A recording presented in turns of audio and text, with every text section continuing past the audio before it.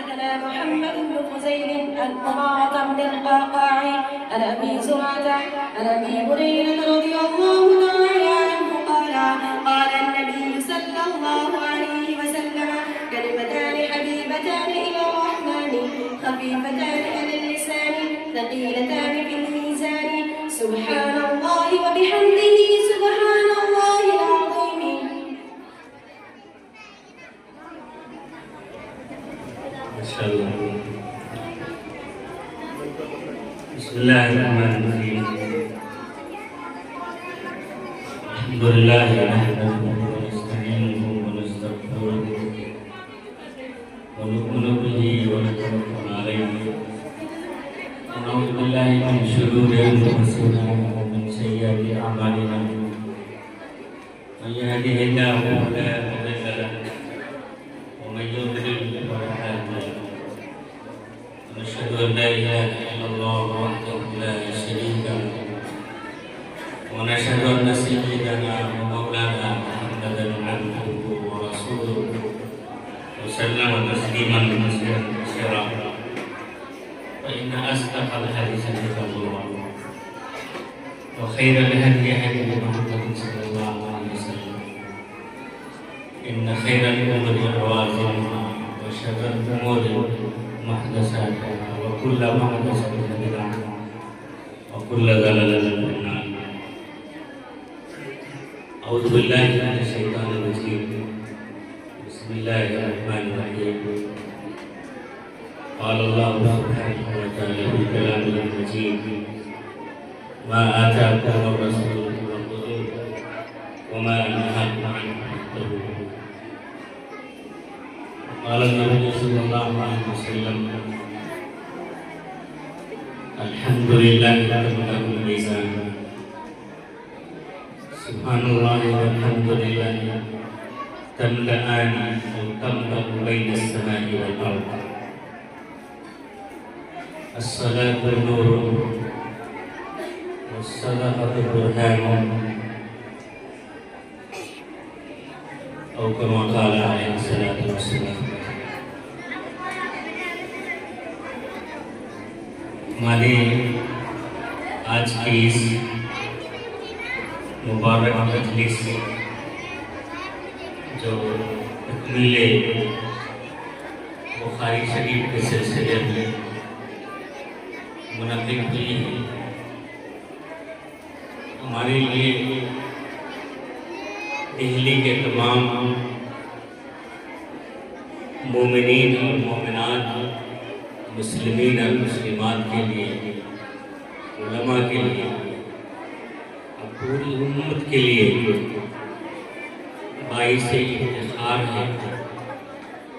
کہ آج ہماری 8 بچیوں نے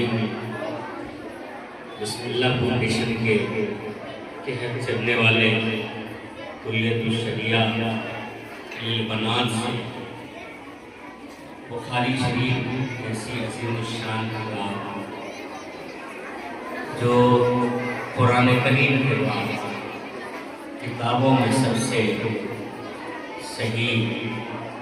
اور سب سے اہم سمجھی جاتی ہے،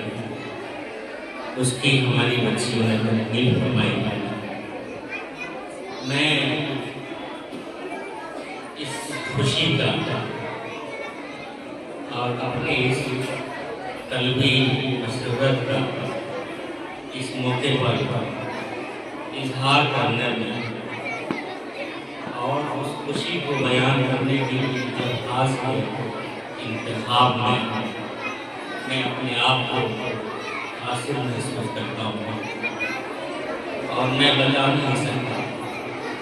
کہ آج اس مبارک مجلس میں جس چیز نے ہماری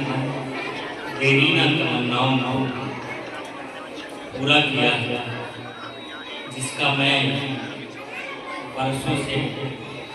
نہ صرف ایک خواب دیکھتا ہوں بلکہ آج اس کی ایک عملی شکل ہمارے سامنے موجود ہے، جس کے لیے صاحب اولاد جناب محمد رسول اللہ وسلم 6 سال کی ایک بچی جو بعد میں ام المومنین تھی اور آپ صلی اللہ علیہ وسلم کی سب سے پیاری اور چوہی کی زوجہ محترمہ اماں عائشہ رضی اللہ تعالیٰ عنہ، رسول اللہ صلی اللہ علیہ وسلم نے اس دین کے تحفظ کے، اس دین کی امانت کو سنبھالنے میں اللہ رب العالمین نے جو آپ کو دین کی سوغات عطا فرمائی ہے، اس کو اگلی نسل تک پہنچانے کے لیے رسول اللہ صلی اللہ علیہ وسلم نے اللہ کے فیصلے کے مطابق اماں عائشہ کا انتخاب کیا۔ اللہ کا شکر ہے، اللہ کا کرم ہے کہ آج اس کی عملی شکل ہمارے ساتھ ہے۔ اس سے زیادہ میرے لیے افتخار کی کوئی بات نہیں۔ میں اپنی بیٹیوں، اپنی ماؤں اور اپنی بہنوں کی عظمت کے لیے اتنا ہی کافی سمجھتا ہوں جو رسول اللہ صلی اللہ علیہ وسلم نے اپنی بیٹی حضرت سیدہ فاطمہ کو سیدۃ نساء اہل الجنہ، تمام خواتین کی سرداری اللہ کے رسول صلی اللہ علیہ وسلم نے مرد اور عورت کے دونوں صنفوں میں خواتین کو حضرت سیدہ فاطمہ کے ذریعے اور مردوں کی سرداری آج رسول اللہ صلی اللہ علیہ وسلم نے حضرت حسن اور حضرت حسین کو، یہ میرے لیے کم بڑی بات نہیں ہے اور یہ کم بڑی سعادت کی بات ہے۔ ساتھ ہی میں یہ بات بھی عرض کرتا چلوں کہ یہ جو مجلس ہے، یہ مجلس اللہ کے گھر میں ہے۔ آپ حضرات کا اہل دین کا خوبصورت مجمع ہے۔ یہاں پر مرد حضرات بھی ہیں، خواتین بھی ہیں، دونوں کو اللہ تعالیٰ نے دین کی امانت عطا کی۔ مرد کی ذمہ داری ہے دین کو اخذ کرنا، علم کے سرمائے کو اپنے پاس جمع کرنا اور اس کو اگلی نسل تک پہنچانا۔ خواتین کی ذمہ داری بھی ہے دین کو سیکھنا، دین پر عمل کرنا،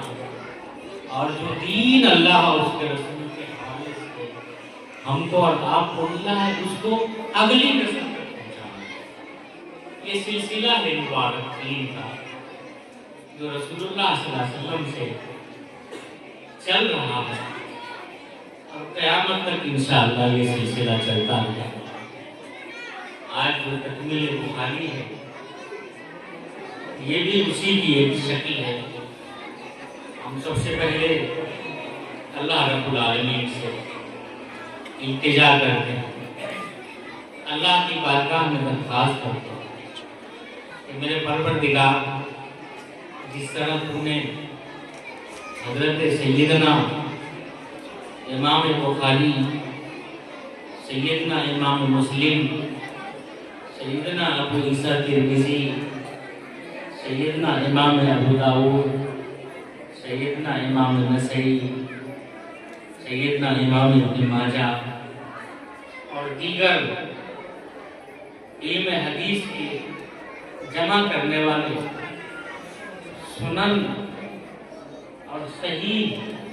کی ترتیب دینے والے محدثین کرام کی محنتوں کو اللہ تعالیٰ نے اپنی بارگاہ میں شرف قبولیت عطا فرمایا۔ اسی طرح سے اللہ رب العالمین ہماری اور ہماری ان بچیوں کی کوششوں کو بھی اپنی بارگاہ شرف قبولیت عطا۔ میرے دین کی ایک نزاکت علماء نے، مفسرین نے، علامہ محمد بن سیرین جیسے عباقرہ اور محدثین، ابن مبارک جیسے لوگوں نے اس بات کو کہا ہے اور اس قاعدے کو اور اس سلسلے کو جاری کیا. یہ جو دین ہمارا، یہ جو علم ہے، جس علم کو ہم سیکھتے ہیں، جس سے ہمیں دین کا پتہ چلتا ہے، جس سے ہمیں اللہ کے حقوق کا پتہ چلتا ہے، جس سے ہمیں رسول اللہ صلی اللہ علیہ وسلم نے، اللہ تعالیٰ نے جو انسانوں کے حقوق مقرر فرمائے ہیں اس کا پتہ چلتا ہے، جس سے انسان کی زندگی کے امر کا، عوامر کا پتہ چلتا ہے، جس سے نواہی کا، یعنی شریعت میں جو چیزیں منع کی گئی ہیں ان منہیات کا پتہ چلتا ہے. اس کو سیکھنا اور سمجھنا یہ عین دین ہے اور یہ علم کے بغیر نہیں ہو سکتا. اسی لیے ہمارے محدثین نے یہ بات کی ہے کہ ان العلم دین، یہ جو علم ہے کتاب کا، سنت کا، فقہ کا اور حدیث کا، یہ مکمل دین ہے. فرمایا کہ ان العلم دین، یہ جو علم ہے ہمارا دین ہے. فانظروا عمن تأخذون دینکم، فرمایا لہذا اس دین کا تقاضا یہ ہے کہ تم اس آدمی کو دیکھو، سمجھو، اس کے بعد اس آدمی سے پھر اس دین کو حاصل. انظروا عمن تأخذون دینکم، تم اس آدمی کو دیکھو کہ وہ ثقہ ہے یا نہیں.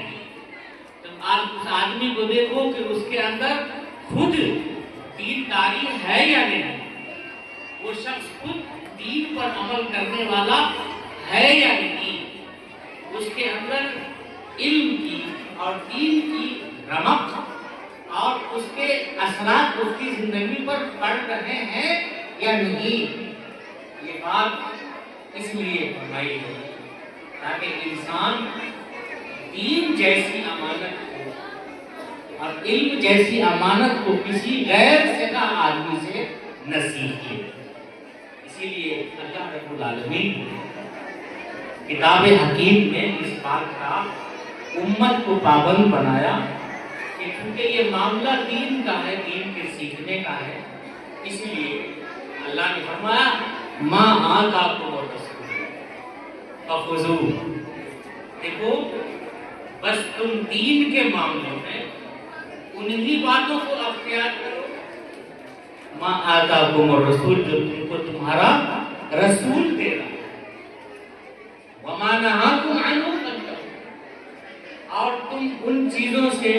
رک جاؤ، یعنی رکنے والی چیزوں کو اختیار کرو. کیونکہ رکنے والی چیز، رکنے والے احکام کو سیکھنا یہ بھی دین،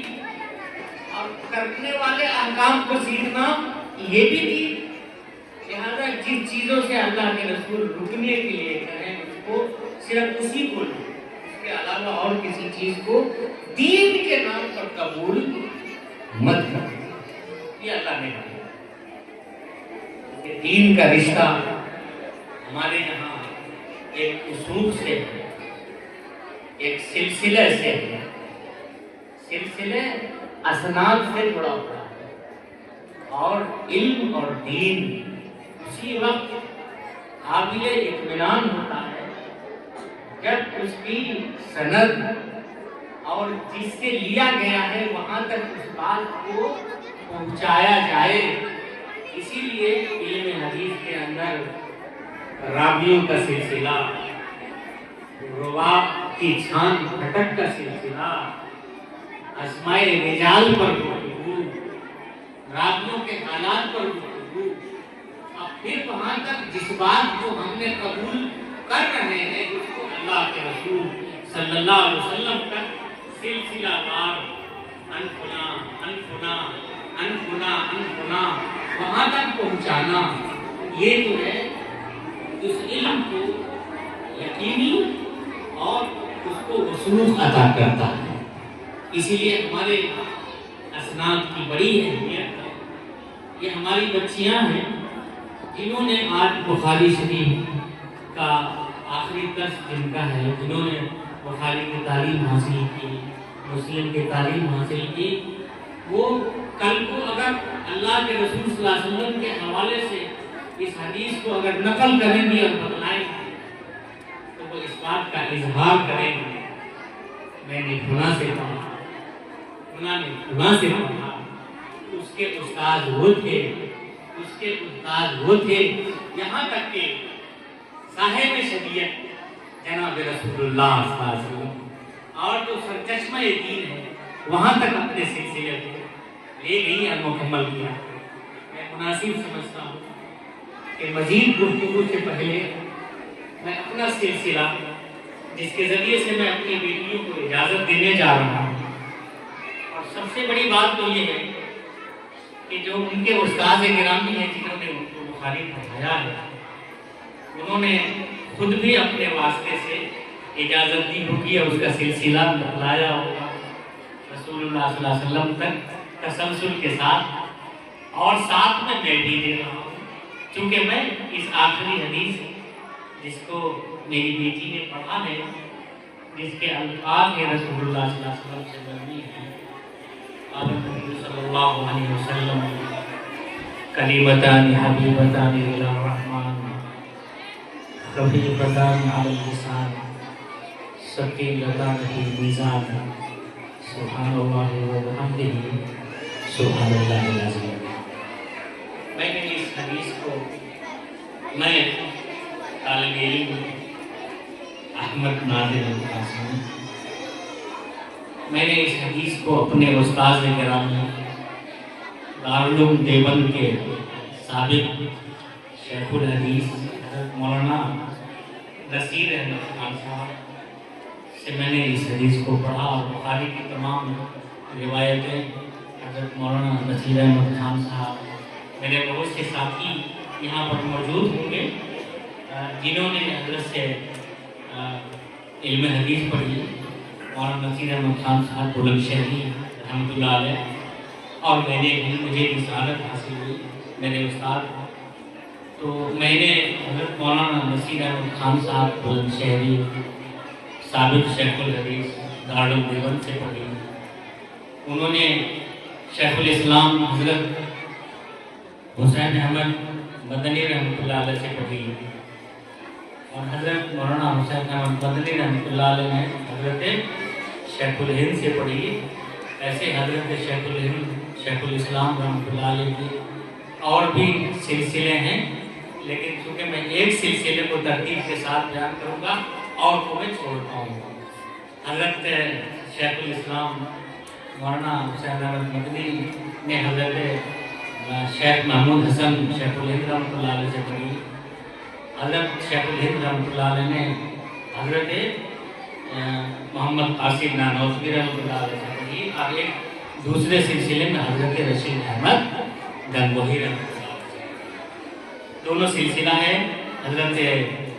شیخ الہند رحمۃ اللہ علیہ کا۔ اس کے بعد حضرت مولانا قاسم نانوتوی رحمۃ اللہ علیہ نے حضرت گنگوہی میں حضرت شاہ عبد الغنی مجددی سے پڑھی، حضرت شاہ عبد الغنی مجددی نے حضرت شاہ محمد اسحاق دہلوی سے پڑھی، اور حضرت شاہ اسحاق دہلوی نے یعنی فخر المحدثین حضرت شاہ عبد العزیز دہلوی رحمۃ اللہ علیہ سے پڑھی، اور حضرت شاہ عبد العزیز رحمۃ اللہ علیہ نے اپنے والد گرامی حضرت شاہ ولی اللہ رحمۃ اللہ علیہ سے پڑھی۔ یہ ہماری اب اس کے بعد حضرت کیونکہ سارے سلسلے جو ہیں علم حدیث کے وہ حضرت شاہ ولی اللہ رحمۃ اللہ علیہ پر جا کے پہنچتے ہیں، چاہے وہ کسی بھی سلسلے میں، چاہے شاہ حضرت گنج رضوانی کا سلسلہ، چاہے حضرت شاہ محدث نذیر احمد کا سلسلہ ہو، چاہے وہ ہمارے سلسلے میں، وہ سارے کے سارے علم حدیث کے سلسلے جو ہیں وہ حضرت شاہ ولی اللہ رحمۃ اللہ علیہ پر جا کر کے لکھتے ہیں۔ اس کے بعد آگے سلسلہ چلتا ہے۔